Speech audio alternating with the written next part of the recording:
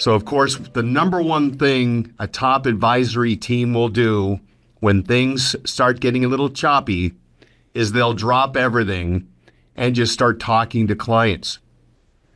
So I'd love you to chime in on that, because there are some advisors who the knee jerk is to sort of immerse themselves in reading charts and interpreting data, and it's almost like hiding, where instead it's just be proactive, stir the pot, talk to people. So pounce on that if you wouldn't mind. You know what? It seems that everyone knows that. And even when you tell people, like, this is where we win. This is where we win in a volatile market is really two things. I think in volatile markets, we win by doing two things. We deepen relationships and we value stack. Value stacking is the time where we look at personalized planning. Right now, tangible outcomes. People are worried about the outcomes of volatile markets, not the day-to-day fluctuation of their account value, but how does this impact the outcome that I've discussed? Is that less tangible than it was before? Bring me some comfort around that. And so delivering right now unexpected values, family wealth inclusion, and personalized planning with tangible outcomes. That's that value stacking that we're emphasizing in volatile markets.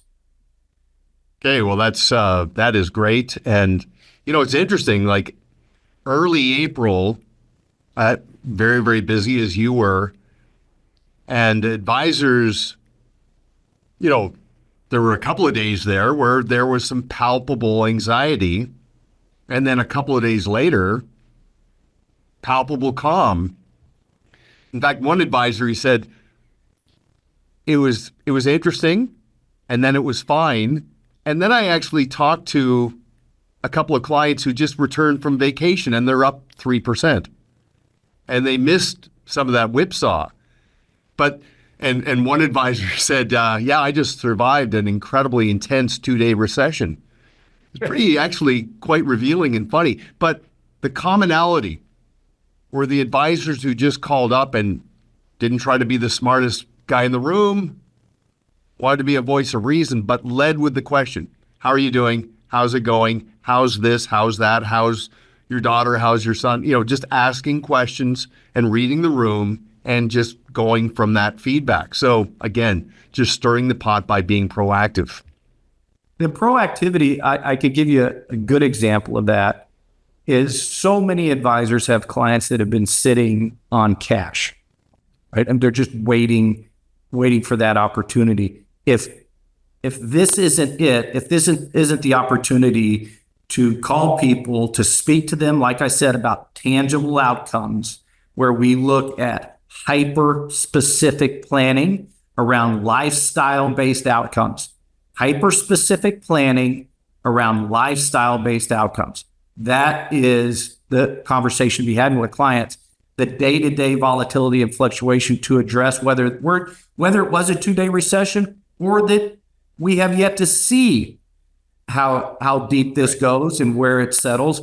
Regardless of the answer to that, having that proactive reach out that is preferably has some mid-course correction involved in the phone call.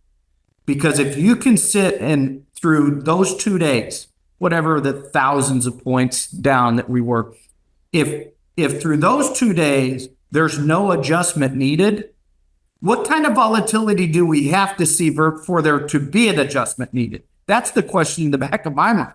Do we need to be down 30%? Well, for those advisors that have gotten that value stacking that I was talking about, how do we create more predictability around lifestyle-based outcomes? A lot of folks right now are feeling pretty good about some of those new solutions that they added, a lot of buffered strategies. Maybe you saw the journal a couple of days ago, big endowment in the Northeast. Everybody knows who they are. Switched to $200-300 million in buffered strategies. That's the mid-course correction that clients are seeking. Show me something of value beyond just, well, the fundamentals are still the way they were before.